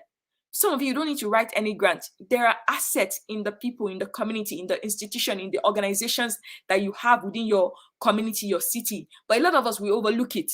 We think that, oh, we just think like, oh, we can only see what is in front of us. And so I want you to start thinking differently, to start thinking outside of the box. To say, okay, within this environment, there are 50 business owners that are selling either sweet or this or that or whatever. What if I go to this? And then another beautiful thing was that for the person that made the food, she donated her time. We didn't have to hire a caterer. We got somebody that had a canteen within that community to get our staff and our people, and they were the one that cooked everything. So that saved us a lot of money. Again, that's why when I talk about in-kind donation, like it can be in terms of their talent, in terms of like their product, it can be in terms of their services as well. And so that was how we're still able to reduce the cost and use more money to buy all of this care pack for like back to school and the things that they will need to go back to school and things like that as well. Then the last but not the least was personal, family, and friends. I know a lot of you're shy. You're like, oh, I don't want them to think that my own is too much. Let them think their own is too much. Ask them. The worst they'll say is no, or maybe later. But honestly, if you keep persisting, they'll say, just for this girl or this boy to stop pestering my life, let me just send 5,000. They will say, give me your bank account. So it's very important for you to ask family and friend. And that goes to the example I'm going to give. I said about my own journey. When I started in the nonprofit world, I moved back to Nigeria after a year of starting my nonprofit. And I had to go register at GTB Bank for a bank account number for my business, for my nonprofit, because I didn't want to use my personal bank account. I wanted to separate my own personal account from people donating to us so that there's accountability and transparency. And that is key. So again, if you're not registered, please do things properly, structure well. Because if you structure well, then it will be easier for people to trust you. But if you keep sending them your own bank account, like people are very somehow, they might be, is she truly using this money for what she says she's going to use it for, or is he just using it, or she just using it to like sponsor our own life? So to avoid all of those maybe question mark, and that was another thing that was also important. She had a dedicated bank account that was related to our organization, so she was not doing personal account, and that made things easier for people to believe and trust that she was going to use the money for what she said she was going to use the money for. So the point about personal, family, and friends was that. So for me, again, like I said, I had to open a bank account, and I chose GTB Bank. And when I went there and I was working on my application, then after you enter into GTB Bank in Ibadan, there was a staff member that was sitting that would give you the form to fill and all of that. So I noticed that this was a young person. He was like under 30 years old. And like me, then we needed mentors because we were working with secondary school students. So we needed mentors to be part of our what do you call it, our staff that will volunteer. Again, like I said, I'm not asking you for money. I just want you to give your time, 30 minutes, 1 hour, to coach or mentor a child, right? And so I was like, I struck up a conversation with him and say, I thank you so much for giving me this form, but do you know what I'm about to do? It's like, no, so it's an organization I'm trying to register this bank account for. I see that you're a young person. I'm sure that you just recently graduated from university. You can correct me if I'm wrong, but would you like to volunteer to be part of our mentors? Again, the same strategy I used for this client was what I used in starting my own nonprofit. So I've used it over and over again, and it works. And I promise you, if you try it and you do it well, you're going to get results. So to cut the long story short, it was like, okay, we'll think about it. But of course, it took like almost 3 months before they could open my account. So almost every week I was going back to GTB Bank to like check on and see what was going on. So every time I saw him, I would check on him and say, please, have you considered volunteering? You said you're going to come last week. We didn't see you last Saturday. Hope to see you next Saturday. And that was how it started. To cut the long story short, fast forward 3 months after that, I was out of the country for an event. And when I came back 10 days later, when I opened my phone, I just saw like missed calls and like messages from a number I don't know. So I called the number back, and come to think about it, it was this bank person that I met when I was opening the bank account for my organization, and it was like, I've been trying to reach you. This thing, there's something that is up. This, like, up until then, he never came, he never volunteered, but apparently he never forgot about me. And so the point I'm trying to make is like, don't be shy. Don't be afraid to share about your mission, your vision, what you're trying to accomplish, what with your family and friends. You never know who knows anybody. You never know who is going to get tired of hearing that. Say, you know what? I think I should help this person because they're so passionate and they're not giving up on it. I'm going to just connect them with somebody I know. So to cut the long story short, this individual apparently got my number from the account details that I did and my form, and said, oh, I was watching Who Want to Be a Millionaire on TV, and they have a special segment. They said, who deserve to be surprised? That if you know somebody that deserve to be surprised, that is doing good in the community, nominate them. So this guy that never came to volunteer, that's what I asked him to do, that never came to give his time to mentor my students, spent money to text my name, until finally Who Want to Be a Millionaire said yes, that they were going to have me come on the show. And they chose about 25 people across Nigeria to be on that show for that Who Deserve to Be Surprised for that year. And so that was how. And so I came back to the country that day. I had to go travel to Lagos right on that night because it was happening the second day. And so it was like, I need you to get to Lagos. And so he sent me all the contact. This person, all because of my every 1 minute conversation once a week to say, oh, we didn't see you, you can still volunteer. Again, I didn't ask for money. I just wanted him to volunteer, but he never forgot about me. He never forgot about the passion. He never forgot about my mission. And so when he was sitting in his own house by his own self watching Who Want to Be a Millionaire, he remembered me when an opportunity came up. So again, never belittle where you are, who you know, because you never know what can happen. You never know. So you need to start planting the seed. You need to plant the seed because you never know when it's going to germinate. And so to cut the long story short, I was on the show, I did it, and that was how I was giving 50 million naira to support my work. And so imagine from just having a conversation with somebody and asking them to volunteer, and they never did. They never even gave me any money. But eventually, through them and through that, I was able to raise 50 million naira. So because I didn't even watch Who Want to Be a Millionaire. I was not watching it. So I was not even aware of it. I knew that there was a show called that, but I didn't know that they were doing a special.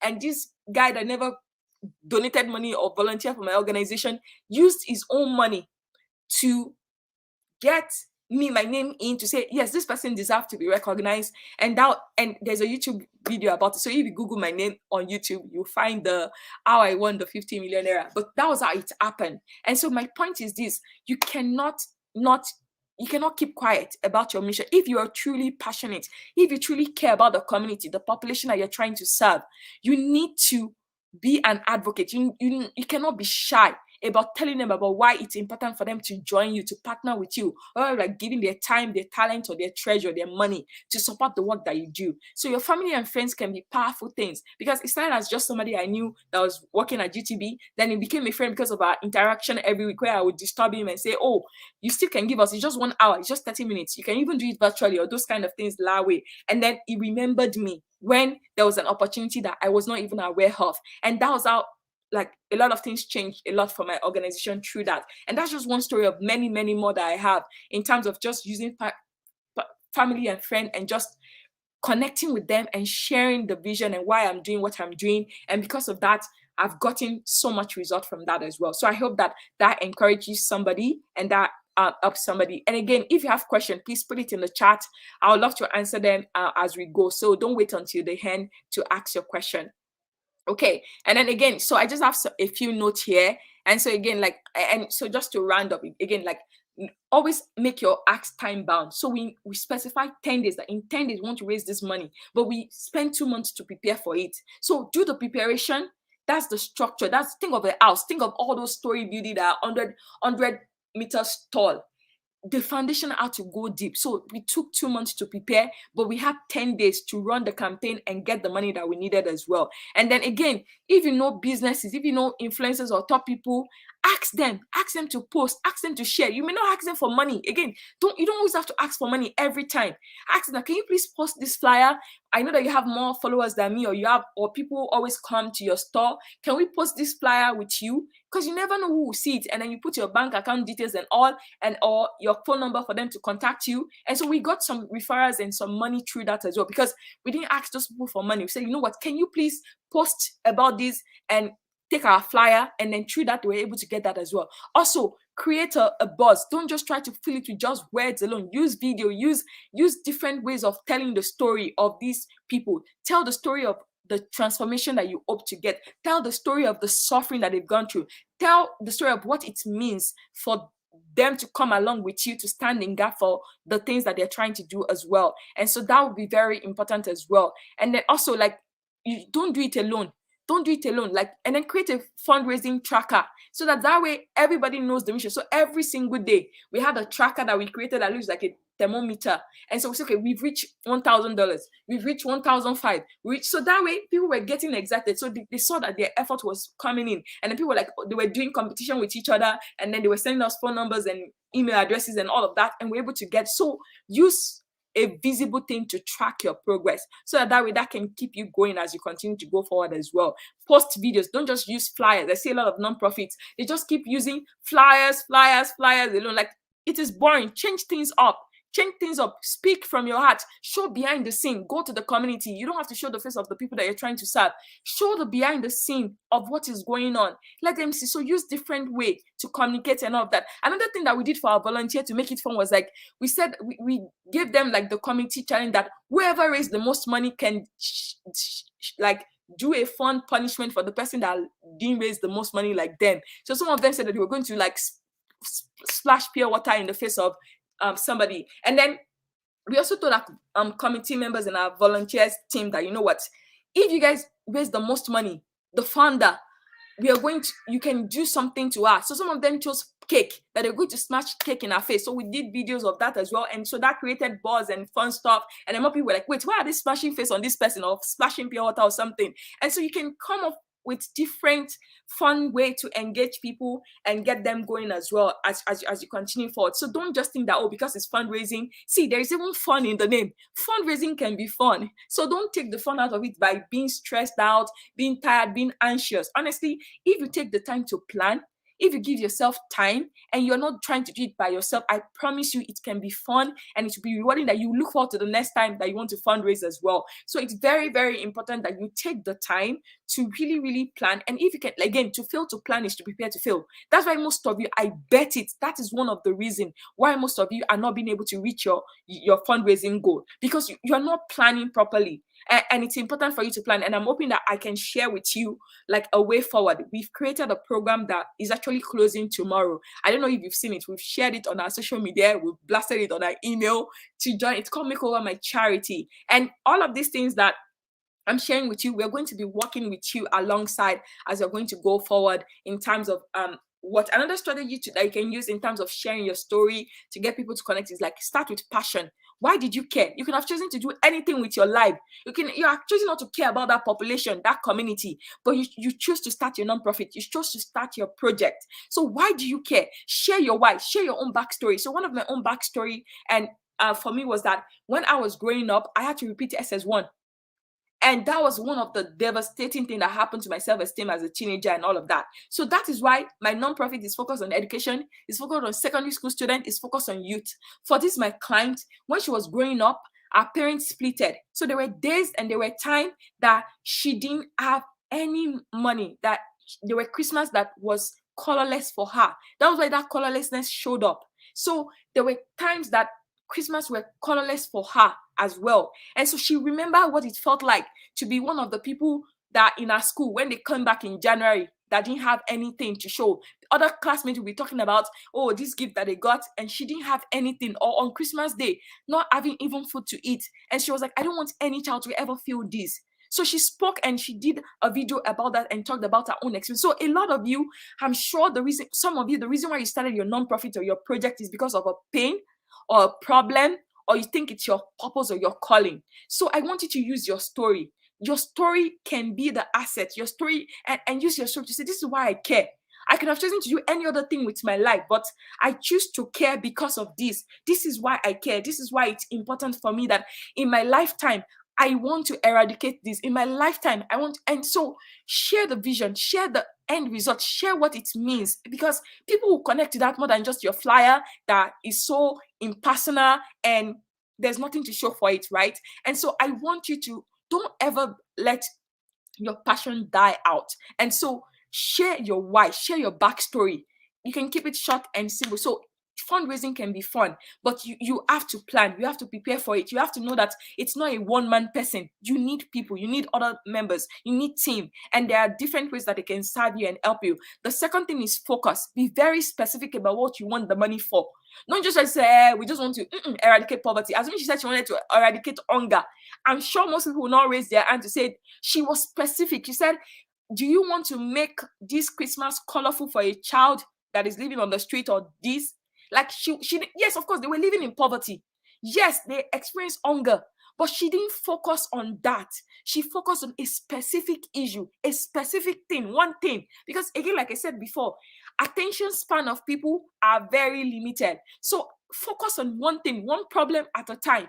Don't try to do many all at once. If you do that way, you're not like, you're going to get some interest, but you're not going to, it's your think of it like, they said the sun. If you focus a sun on a glass, it's going to catch on fire. That's exactly, like, be specific about your program. Don't try to raise money for 5 programs all at once. You're going to confuse your people. You're going to confuse your potential, whatever. So start with one and speak to that one and communicate that one over and over again until you get the number of people you need to support the work that you do. So don't be afraid to share your backstory, and also focus, be specific, pick it. And then even with your money that you're asking, be specific again. Don't try to say, okay, give us a range of 1,000 to 50,000. Again, cut the amount of money you're asking according to the size of the person. College student, university student, NYSC student, under 5,000 naira. That was it. Because if we're trying to do 500 naira to 10,000 or 20,000, like, we're just wasting our time and our breath and our energy and our space. So then business owner, we did 10,000 to 50,000. People that had bigger corporations that were like regional and multinational, we asked from 100,000 to 1 million. So we cut the quote of what we're asking according to to the people that we were working. Again, capacity to give, interest, then access to those people. Then the last one is framing. You can frame this, okay, with 10 people giving this amount of money, we can reach this goal of paying for the food. So we also broke down the budget. It's okay, we need $1,000 to buy all this care pack for like toothbrush, toothpaste, and all this other stuff that I want to put in the care pack as their Christmas present. So it's okay, we need 20 people who can give 25,000 naira so we can fund this. So break down your budget into those categories. It's okay, we just need transportation. Now we've gotten the money for the food. Now transportation is the issue. We need to transport these children from their community because we don't want to host it in their community. That's what they live. We want to show them a beautiful place. We want to take them away for one day from their life of suffering and show them a different side of life and expand their possibility and expand that. So we need 10 people who want to come along with us to help these children see something different, to experience something different for one day. And so again, you need to make sure that you can so frame it that way. Or we say, okay, what we want is like this. We have some children, their teeth are so bad, they don't have dentists, they cannot see dentists. So we're creating a tooth kit for dental hygiene and care. It's going to take 500 naira per one. Can you sponsor 5 child? Can you sponsor 1 child? And so all of those things are going to help you as you go forward as well. So anyways, this is the end of my slide in terms of, and then again, have an outreach strategy, email, phone call, social media, WhatsApp, use every means possible, because all of those things are going to help you and actually ensure that you can do the things that you are able to do as well. And so that's the end of the framework in terms of what I use in order to help this client raise money. And that was why we're able to be successful. Again, like I said, most people will have just blurb over the backstory, but I wanted to tell you the journey, the preparation, because I think it's important. Yes, I know that our tagline and our title was catchy, but there's always backstory to it. Any successful person that you see, any successful entity that you see, they always go deep first. They always prepare. They always have the foundation. And then with that foundation, then they can get exponential results. And it's possible for you as well. And so for you, if you're not sure, if you don't know, we have an offer for you. I know you've spent over an hour with us. Thank you for being here. Thank you for being engaging. Again, if you have questions, please put it there. I'm happy to definitely help you. So I would like to share about this offer that we have. So based on popular demand and the need and the request of people, we've been able to create a program that is 6 months, and in what we are offering, and we title it Nonprofit Makeover, or Makeover Your Nonprofit. And the goal is to walk you through this. Like, we talk about preparation. A lot of you don't have preparation. Your foundation is terrible because you're doing things out of order. And because you're doing things out of order, you're not getting the result that you want. And so we want to slow things down for you. There's a quote that I love so much, and if you join the program, you're going to hear it a lot. It's called slow down to speed up. And think about it for a minute. Slow down to speed up. And a lot of us, we're not slowing down. We think that we have to just speed. No, you can actually slow down to speed up. And that's the concept, that the way this program is. I've done this program twice already, and we've gotten great results. But the first time I did it was a 1-month thing, and most of the people, some of them did the work and they got results. Some of them, they did not do the work and they didn't get any result because they did not do the work. So now I'm bringing it back, but now I've slowed it down so that way Whether or not you're running your nonprofit as a full-time thing, whether or not you have 2 or 3 other jobs, you can do this program and you can get results in 6 months. And so I'm not promising you magic in 1 month. Some of you, your structures, we have to like rebuild it all over again. We have to rethink everything that you're doing. And so in this program, our goal is to work alongside with you and show you what is possible for your organization. Over 70% based on our research shows that you're struggling with funding, but the truth is because of lack of strategic planning. I promise you, if you plan properly and you take the time to plan, you can execute way faster. But a lot of us, we skip the planning. We think that it's boring. It is not boring. That is the thing. Think of any successful person, like, do you even think of all of these champions in like sports that we love? They have coaches, they have trainers that create a plan, a schedule plan of when they need to train, what they need to do, how to eat, how to sleep, how to rest, how to train. So now imagine if those world champion, even though for some of them that goes for Olympic, they show up one day in 4 years, but for 4 years they follow the plan. Because they follow the plan, they're able to get the result of becoming champions and winning gold and winning all of those kind of things. So the same way it applies to your organization. I want you to see your nonprofit as a business. Stop running it as, oh, something that I do. It is an entity, and because of you, like, lives are at stake. Community, and think about it with what has happened with the pandemic and issues here and there, war, and more than ever, we need you. We need this industry. Yes, I know that it sometimes can be a thankless job, but I promise you, it is still worth doing. I love this field so much, and I am sold out in helping you to become like the ideal organization that is profitable, that is sustainable, that is impact giving. I want you to stop self-funding. You're robbing Peter to pay Paul. That's what most of you are doing, and it's okay. I did it too in the beginning, but honestly, it is time to stop that. Stop robbing yourself to help other people.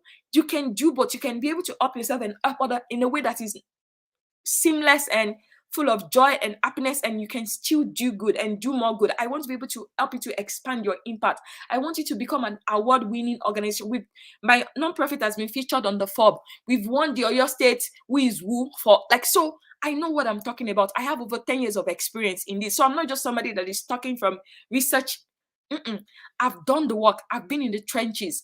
Every year, I'm always improving. I'm always learning. I have a master's degree in social enterprise development and management. So I know the ins and outs. I've tested. I keep experimenting with my own organization so that I can help my clients get better results than I am even getting as well. And so there is hope for you. But a lot of people, they're not willing to do the work. They're not willing to learn. They're not willing to be mentored. They're not willing to pay for it. They keep thinking that, no, magic is just going to happen. No, you need to prepare for it. You need to be willing to commit and go over that. And so with Makeover Your Charity, it's a 5-module framework. So we start with mindset, because there are a lot of rotten, terrible mindset that I want to change. And I'll tell you, in this program, I shared my own personal story. I grew up in Yemetu, Ibadan, it's considered one of the ghettos in Ibadan. I used to sleep on mats. Like, sometimes there were months, because my dad was a teacher, my mom was a teacher before my dad was a professor at the university. And think about it, even strike. They've been on strike for over 6 months now. Like, even though he's working in the university. But to cut the long story short, we never had enough money. Was that just enough or not enough? Some days we have to walk to school 2 miles, 3 miles. Some days we didn't have food. Like, I had to stay in school. Like, all the people, the cleaners, the people that cut grass in the school, they knew me, because sometimes I would have to help them and support them so that I can get some food or something in my school. And so that was something that, so my mindset was rotting when it came to money and abundance and everything.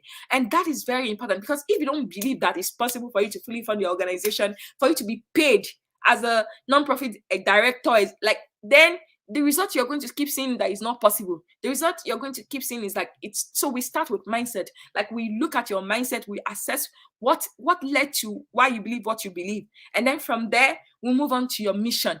Like, why does it matter? Like, because I want you to find it, because a lot of nonprofit, they're ashamed to me. I was not ashamed. I was shameless. Like I said, I didn't care that I was in GTB Bank. I told him about my organization. And that was the person that connected me to one of the biggest fund we ever got in the issue of my organization. So how do you make your mission seamless?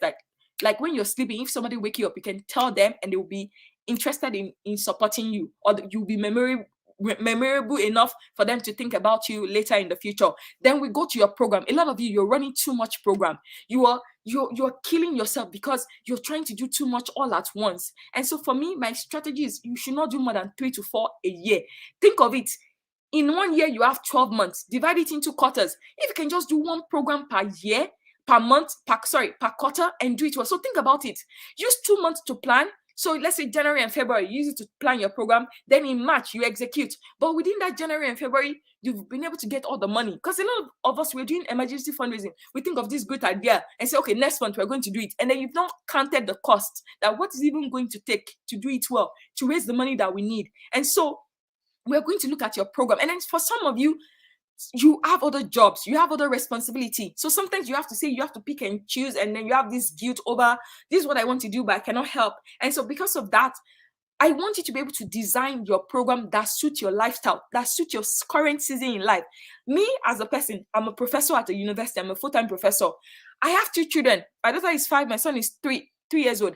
I have a business that I run. I still have my non-profit organization, but I've been able to create my program, and I've been able to effectively have teams that one doesn't have to sacrifice for the other. Everything has their place. I plan ahead, and then I'm able to carry all of this out without dropping dead or feeling overwhelmed and tired and wanting to run away from everything. So there is a way to that, and we can show you how. Then the next one is your team. I like when you are, by the time you are finishing this program, like, you will have raving fans. And I want to show you, even if you don't have money to hire somebody to be paying them, there are different ways to get people that will be committed to support your work. So I don't want you to think that, oh, if you leave, everything is going to fall apart. Because guess what? The first year of starting my nonprofit, I was not even in Nigeria, but I had a formidable team. Like, up till now, I still keep in touch with this. Like, some of them are married, some of them have children, some of them are in other countries. That I still keep in touch with them. But that team, when we're starting, they were just college students, university students, or recent graduates. But we built it because we built it on a framework that works. And so I want to show you how to build a team that is going to do the work, that is going to show up for you, whether you pay them or not. My team, I was not paying them when we started, but these people stayed with me through thick and thin until I was able to pay them their worth and all of that. By the time, and so it is possible for you. And then fundraising, I know that's the biggest one, because a lot of people think that, oh, fundraising. No, the reason why you're not getting funding is because your mindset is rotten, your mission is out of place, your programming is out of whack, you don't have a team. So you need all of these things, and that's why we intentionally, again, slow down to speed up. I know most of you want funding, but the truth is, nobody wants to fund you if you don't have the right structure. Nobody wants to fund you if you don't have a team beyond yourself to do the work. Nobody wants to fund you if your mission is out of line. So before we jump and rush into funding, we need to fix those things first. And once we fix them, then it's easy to be able to do all of those things as well. And so I hope that you decide to join us. If any of these symptoms fit where you are right now, then Makeover, my charity, my non-profit makeover is for you. And so I really hope that you will consider joining us and being part of this community that we're building. Already we have about 15 champions that have signed up and paid, and we're starting this Tuesday. Like, we're getting started, and we have other things that we benefit that you're going to get as part of this community as well. And so these are the breakdown of the modules. The way that we've created this is that, yes, you get some things that are already pre-recorded, but you get the live stuff as well. Again, we want to give you time to walk through some things. You're going to have assignment. Think of it like a semester. You're going back to school. You're going back to school. So, like I said, I'm a professor. I teach students on average in a year. I teach about 200 to 250 students across 2 semesters. So I know all the excuses as to why. I know all the reasons why you think that you cannot do it, but I know that you can do it. And so because of that, this is like we've broken down into like manageable modules for you, and we're going to go over it, and we're going to help you. And then we have some bonuses. We have some friends or mentors that, if they're good at specific areas, then we connect them, and we can ask them to come and do some masterclass or guest speaking or mentoring to help us, or provide some of their programs to you as well. And then these are some of the features. Again, like, I think, yes, Kemi has dropped the link to where you can learn more. We have this document available, so we are willing to share it with you. If you have questions, please reach out to Kemi.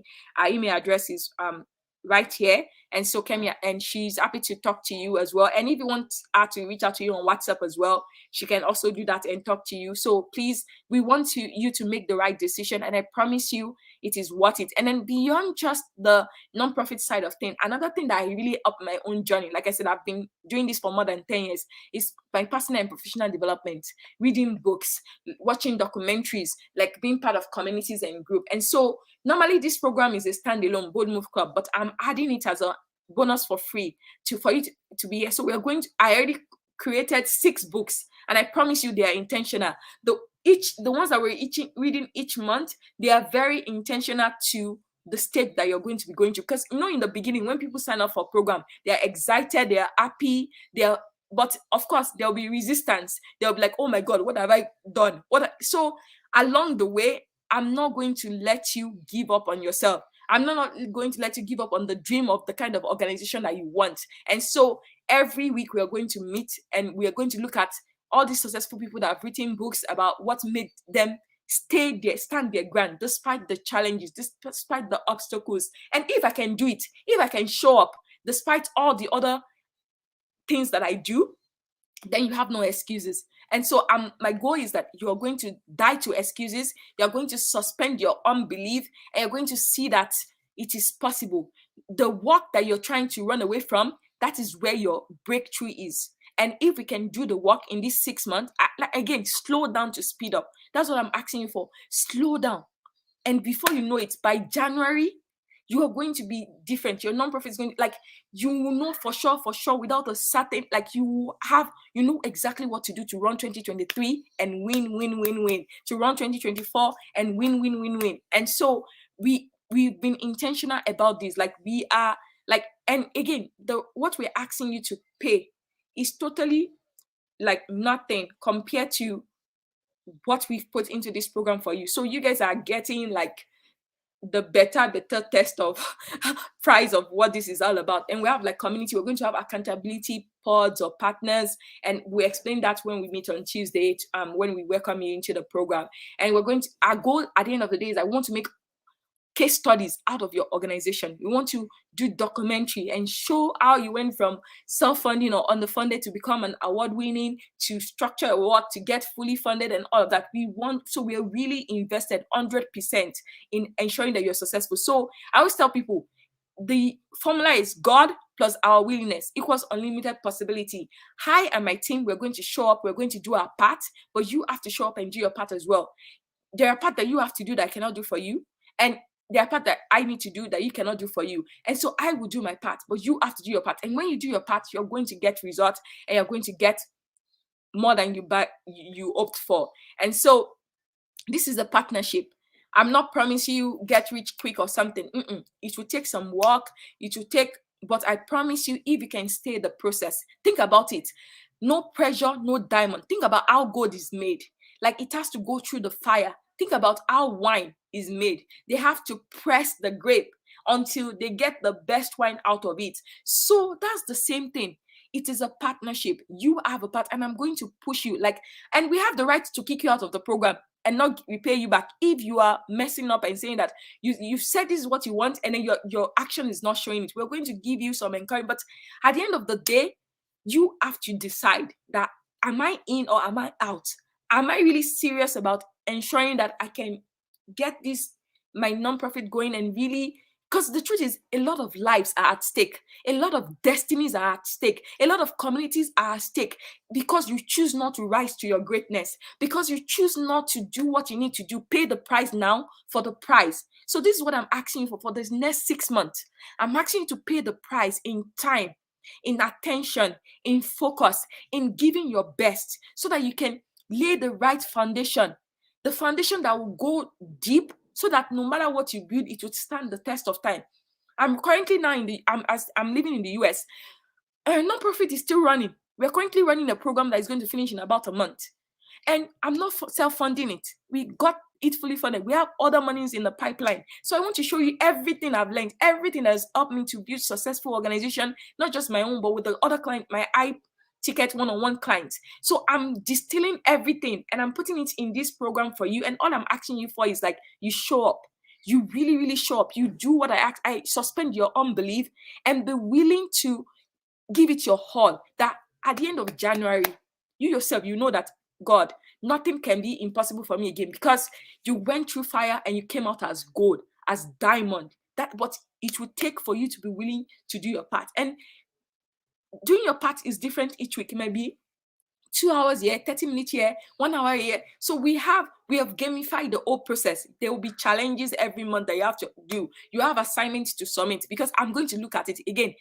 I'm not just trying to sell you an online course, and because think about it, a lot of us, we bought online courses, but at the end of the day, did you get results? No, because there was no accountability, there was no community, there was nobody in your face saying that where is the work, is you said you wanted this, where is the action to back it up, where is the proof that you really care about this population that you said you want to serve?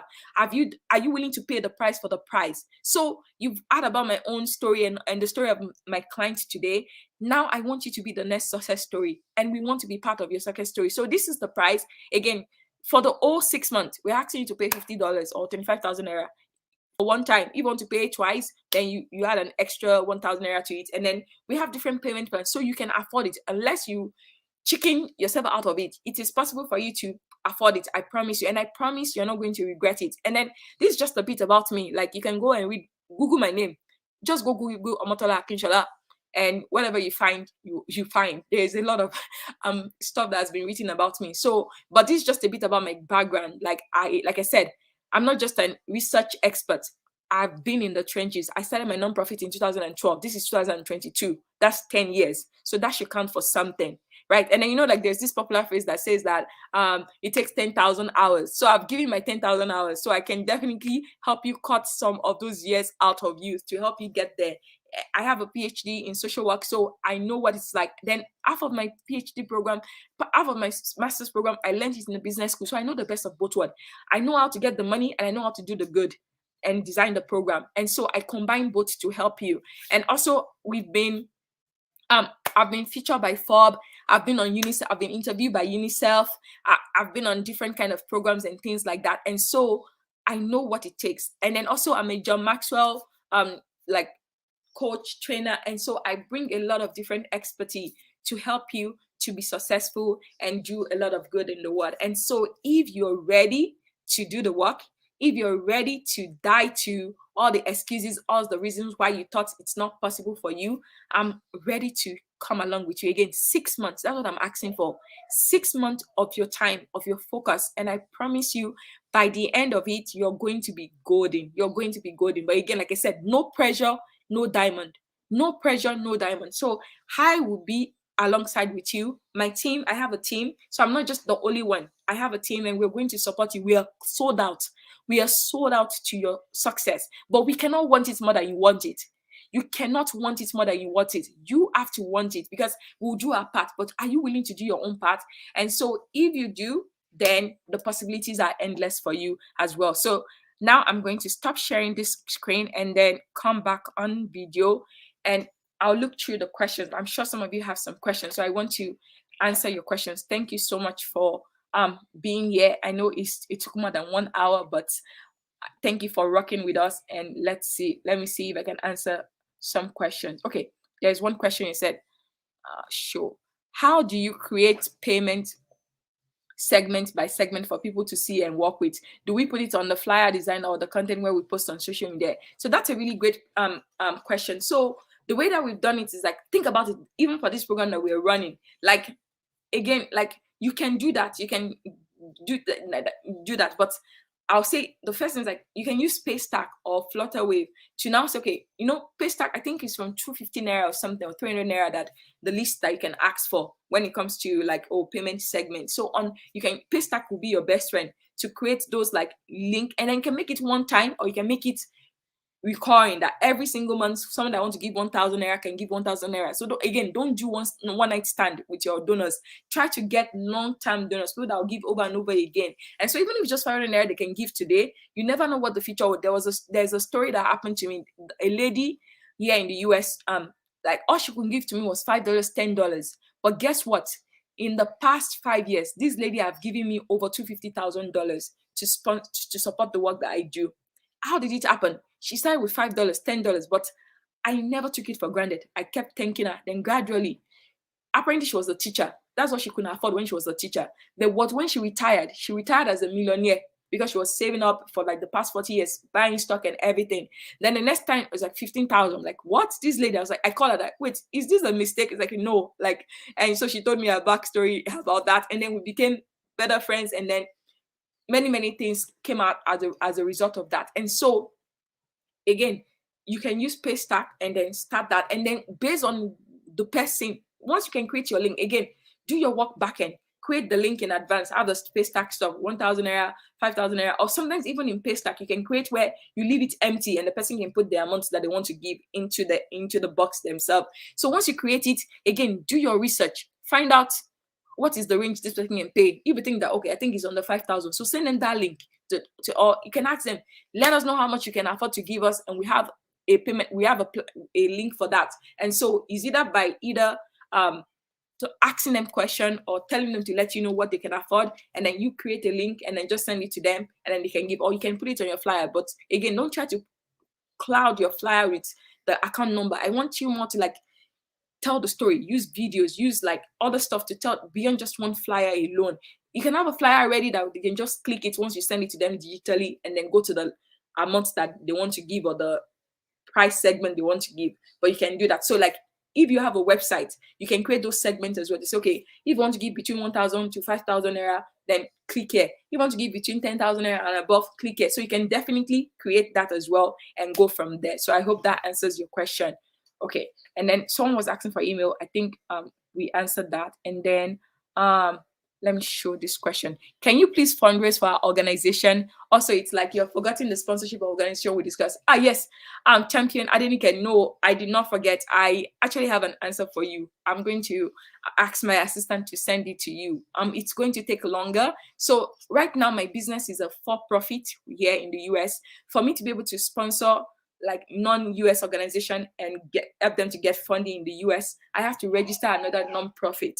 And so it's a whole long process and it's going to take like 6 to 8 months. So that's why. But in terms of fundraising for your organization, I don't really encourage that because you have to be the one, because you know your organization more than I know. You know your community more than I know. So I can teach you, I can show you the strategy. We can create a plan based on what you have, but you have to execute it. So it's like, you cannot, like, I can help you create the script to match the story, but I still need your help. It has to be like we have to do it together. Where like I do those kind of conversation where like I'll meet with you for 1 hour or 3 hours or whatever, and then we'll now build out your story. We'll now create the script. We'll create all the messaging around it, and then you go share it, and then you can get the results. And so that's the way that I can work with you in terms of like, but for me to now be the one championing it, I'm not the face of your organization. So you should be the face of your organization, or your team, or a group of you should be the face of your organization. So I can help you come up with the strategy. I can help you create the plan, and then you go execute it. And then along the way, I can give you like insight or give you, okay, switch this, try this, experiment with this as you go forward. So I hope that answers your question. Okay. Any other question? If I miss anything, let me know. And Kemi, if you want to say something, you can come on video or turn on your, and we can go from there. Okay, another question. The classes will be how many hours a day? So again, it's the way it works. I wish, is it possible to, I don't have it up like we have a schedule. Let me see if I can show you. But the way it works is that, okay, we meet on Tuesdays and Thursdays.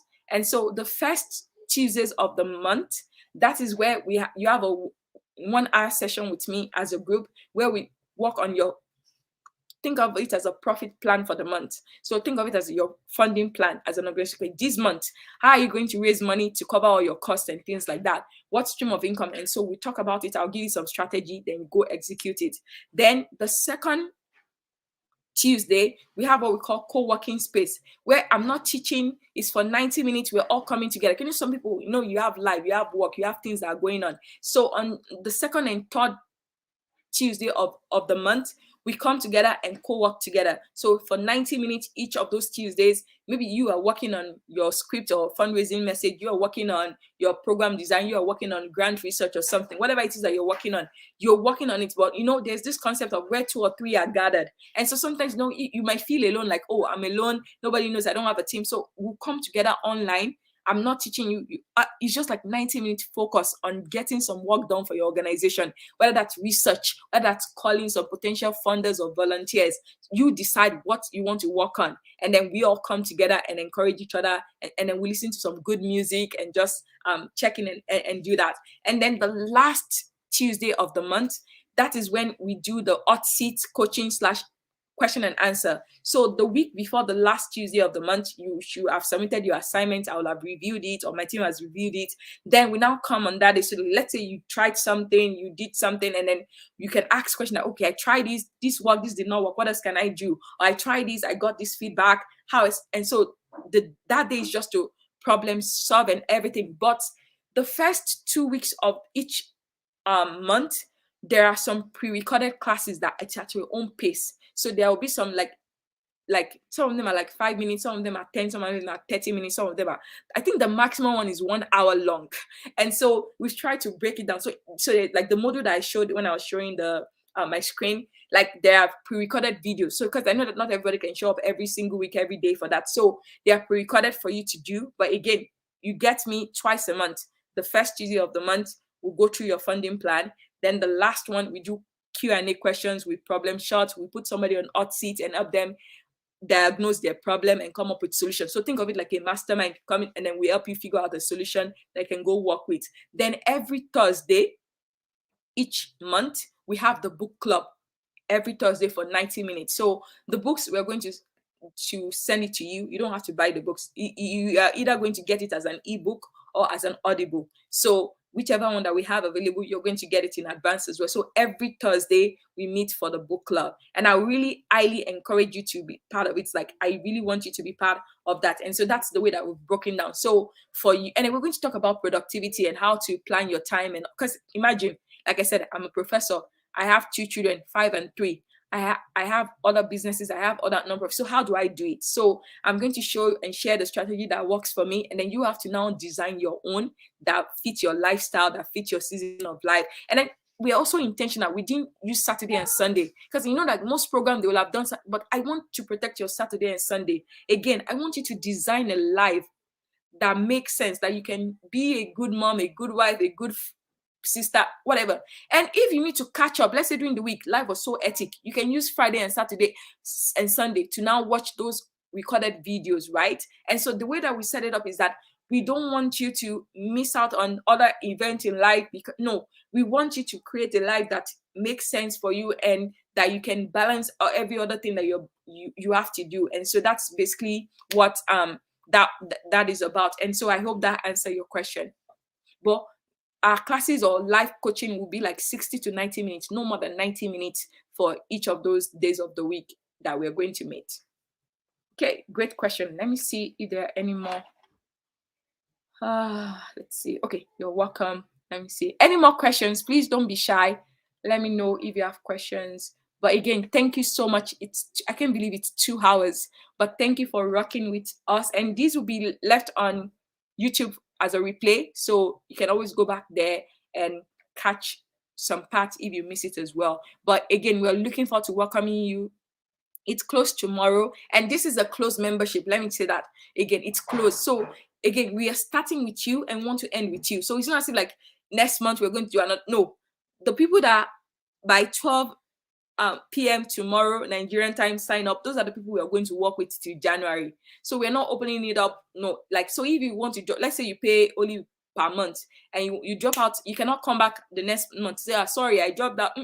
Like you're either all in or not. Like we're not doing lukewarm. We're not doing one leg in, one leg out. So it's a closed membership, and we're intentional about building that. So, because again, like I said, we want to build with you. We want really to be successful. We want to support you, because I know sometimes it can feel like a lonely job to be in this field. People don't understand you. Your family members think that you're crazy, that you're not even getting paid, and you're having so much stress. And so we want to come along you and again make it fun to be a change maker, and know that the work that you do matter, and so much life, so much communities, so much nations are at stake if we don't rise up to our own greatness and really build a nonprofit that we can be proud of. And so yes, thank you again. If there are more questions, I have about 10 more minutes to take it before I have to go because my children, they're like, Mama, you only said you were going to spend 1 hour. But thankfully they've not come to disturb me, so that's a good thing. That's a good thing. That's part of having a good structure too. But anyways, thank you again. This replay will be left up for you, and we look forward to having you in the program. And if you have more questions, please email Kemi at thefundingmagnetacademy.com. She'll be happy to answer any questions or concern you may have. But again, thank you for being a champion for good. Even if you don't sign up now, we are still your friend. We are still in your corner. Like us on Facebook, like us on Instagram, follow us on YouTube, and we share some great nuggets here and there, so you can still learn from our free content. We would love to have you in our membership, but at the end of the day, we understand if you cannot join now. That's okay. We would love to see you another time. But thank you again, everyone. It has been a blast, and thank you for spending your Sunday evening with me. I hope you have a good week ahead, and hopefully I'll see you in the group and welcome you on Tuesday. Thank you. Bye, everyone. I'm going to end the live now. Bye. Thank you so much.